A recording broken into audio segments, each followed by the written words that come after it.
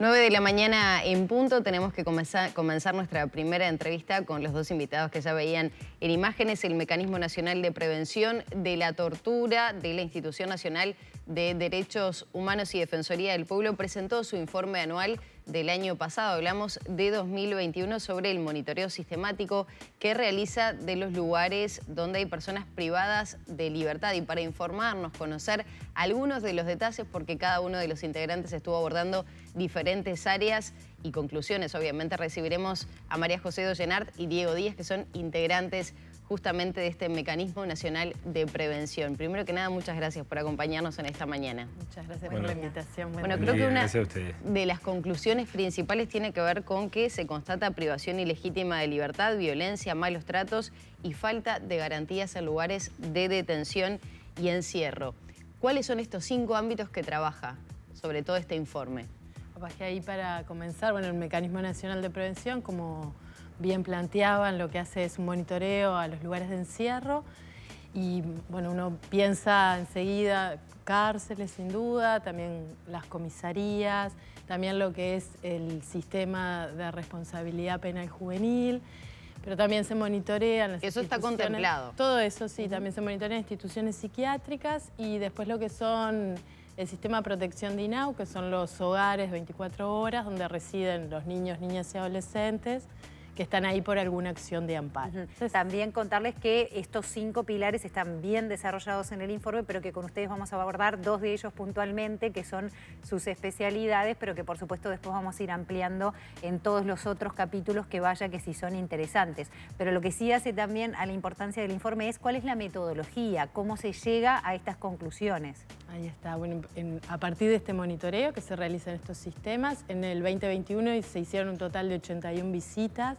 Son visitas no anunciadas, va un equipo interdisciplinario, un equipo del mecanismo. Se hace allí entrevistas con los residentes, con el personal, con los equipos de dirección, se hace registro, relevamiento de documentación y un registro fotográfico. ¿Son visitas sorpresa? Son visitas no anunciadas, exactamente. Sí. ¿Cuál es el cometido, el objetivo que persigue el mecanismo y sobre todo el informe que elaboran? Bueno, el mecanismo lo que busca es prevenir posibles situaciones de violencia institucional, de malos tratos, ¿no? Tortura, y bueno, por lo tanto tiene un cometido que es preventivo y de colaboración con las instituciones y con los organismos responsables de estos centros de privación de libertad. El informe lo que da cuenta es, bueno, de los diferentes ámbitos que se monitorearon, dónde se encontraron los mayores niveles de vulneración, cuáles han sido los avances o los lugares de no avance con los organismos responsables de cada uno de estos sistemas. Antes de ingresar puntualmente a cada uno de los aspectos que les compete a ustedes, ¿se puede hablar de una conclusión general del tipo mejor, peor en general o en comparación con la región o con el mundo?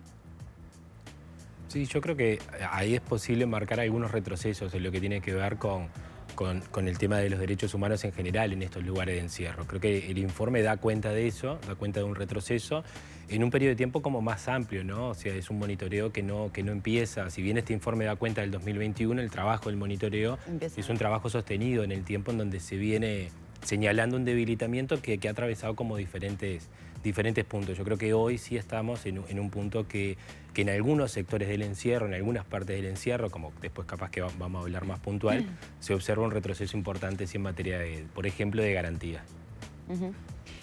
Podemos empezar tal vez por lo que tiene que ver contigo, con estas cuestiones de los niños, de los menores. ¿Qué se ha detectado y sobre todo en esos centros psiquiátricos, ¿no?, de atención a estas personas que son sumamente vulnerables? Sí, capaz que hay como antecedentes a lo que se relevó en el 2021. En el 2020 se hizo un relevamiento muy exhaustivo en relación a todos los centros que son psiquiátricos, atención en salud mental para los niños y adolescentes que se encuentran en lo que es el sistema de protección del INAU.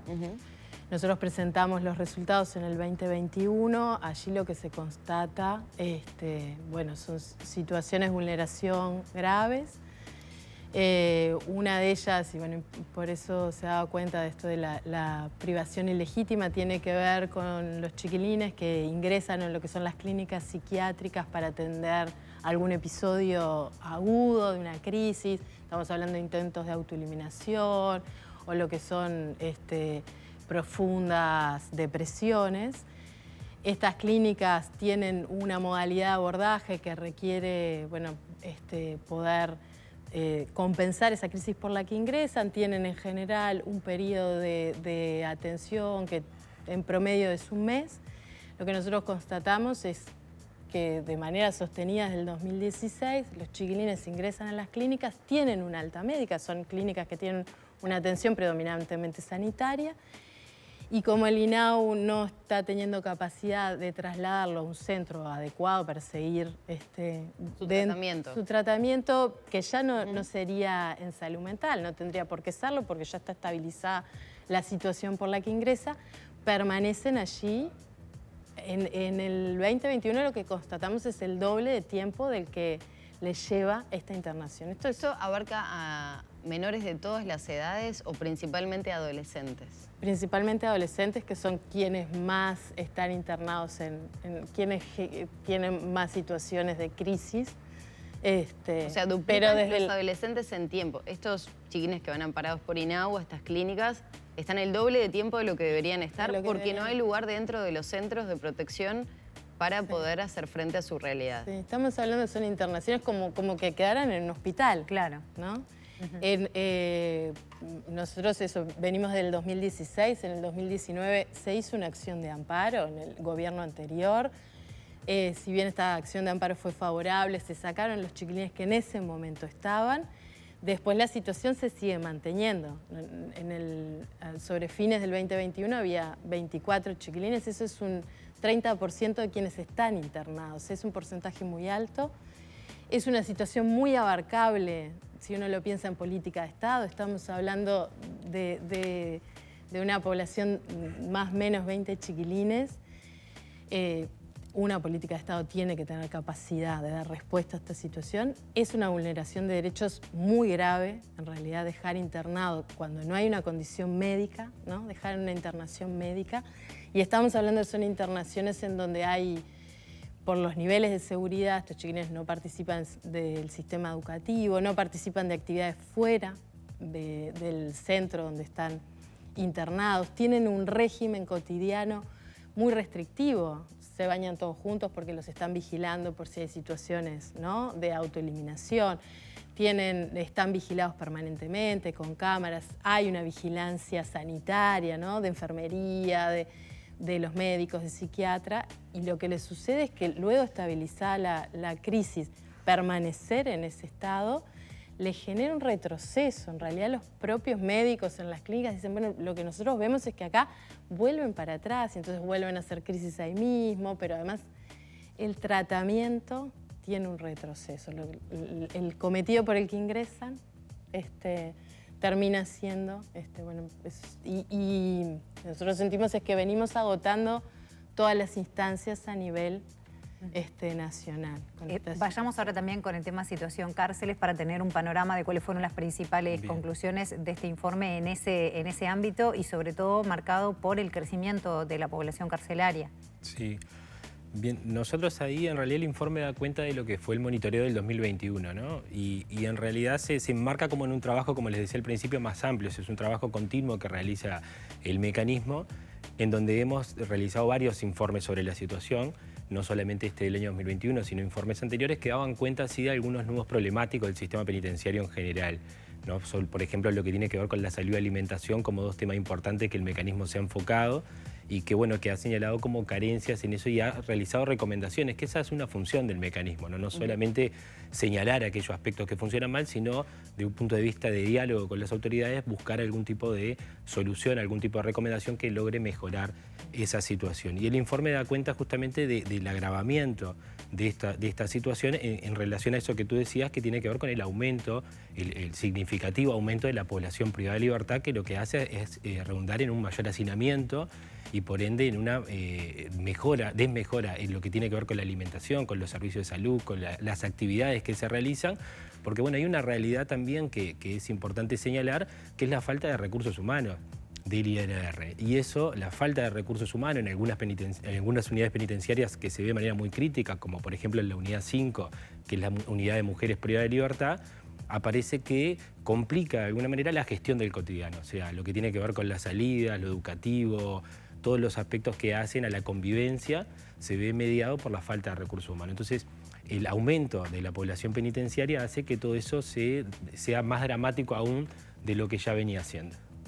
¿Acarrea otro tipo de situaciones o algunos otros hallazgos en base a esta situación que les preocupen especialmente? Sí, creo que la mayor preocupación tiene que ver con las condiciones de reclusión, ¿no? Las condiciones de reclusión que se han deteriorado enormemente y que en algunas unidades penitenciarias lo que hemos visto es que si bien se habilitan nuevas plazas, no es que se creen nuevos lugares o se creen nuevos establecimientos, sino que se habilitan, por ejemplo, me viene a la cabeza la unidad de Salto. Esa es la que tiene el 300%. Es una unidad que nosotros estamos monitoreando, que en realidad esa unidad de Salto lo que ha hecho es habilitar espacios que antes eran destinados, por ejemplo, para actividades educativas. Entonces, se pierde un espacio educativo para crear plazas y dar respuesta a este aumento de la población penitenciaria. Pero esas plazas que se crean no logran, de alguna manera, descomprimir, porque realmente es impresionante el aumento de la población penitenciaria.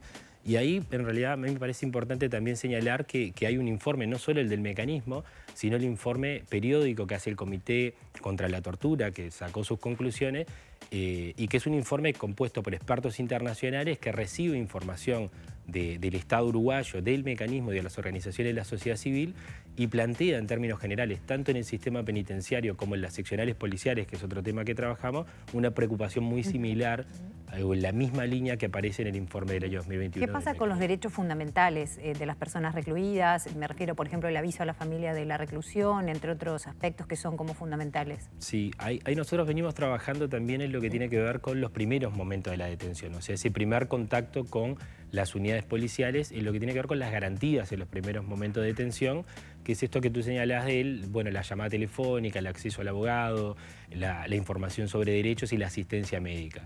Y ahí, al igual que en los otros aspectos, hay algunas cuestiones que son de larga data, como el acceso al abogado. La falta de acceso al abogado es un tema que preocupa al mecanismo ya desde el informe del 2019 que habíamos realizado, pero se le suma a esto otras cuestiones que sí son nuevas, que tiene que ver, por ejemplo, con la posibilidad de tomar declaraciones en sede administrativa, que esa era una posibilidad que se dispone a través de los cambios en la ley de urgente consideración. Antes de eso, el Código de Proceso Penal no permitía tomar sedes con carácter probatorio, no tomar declaraciones con carácter probatorio.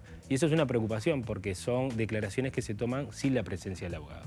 Ahora, en lo que tiene que ver también, uno de los aspectos que se señalaba era el poder comunicarse con la familia para dar aviso. Claro. Que eso puede llegar a ser desesperante, tanto para la persona que seguramente está preocupada por su familia, como para la propia familia saber dónde está esa persona. ¿Se han encontrado con muchas situaciones de esas características? Sí, es verdad. Eso es un tema súper preocupante porque realmente es el primer contacto con la familia y que permite habilitar otras cuestiones, ¿no? Permite, por ejemplo, que la familia pueda concurrir a llevarle cosas, saber dónde está, si se encuentra bien.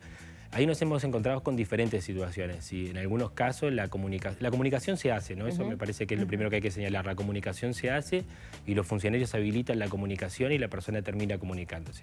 No siempre se hace de forma inmediata. Y entonces ahí sí hay un problema porque debería ser de forma inmediata. La persona debería inmediatamente comunicarse con su familia para poder dar cuenta y ahí el tema justamente viene dado por el tiempo que demoran a veces en poder hacer efectiva esa primera comunicación. Entonces eso varía mucho de seccional en seccional, de zona de operaciones en zona de operaciones, pero es una preocupación sí con la salvedad esa, de que hacer se hace y eso lo hemos podido constatar en el trabajo. Lo mencionábamos desde el comienzo, toda esta información lógicamente es una fuente de información para la toma de decisiones. Esto va a las autoridades, ¿qué trámite tiene ahora? ¿Se comunica? ¿A quién se traslada? Sí, nosotros ahí las recomendaciones como primera medida se trasladan a las autoridades. En el caso del sistema penitenciario, el Ministerio del Interior y al INR. En otros casos, cuando la recomendación, por ejemplo, en el tema de acceso al abogado, la recomendación se dirige al Poder Judicial, que es el que tiene la posibilidad, es la autoridad que lo hace, que lo pueda hacer efectivo.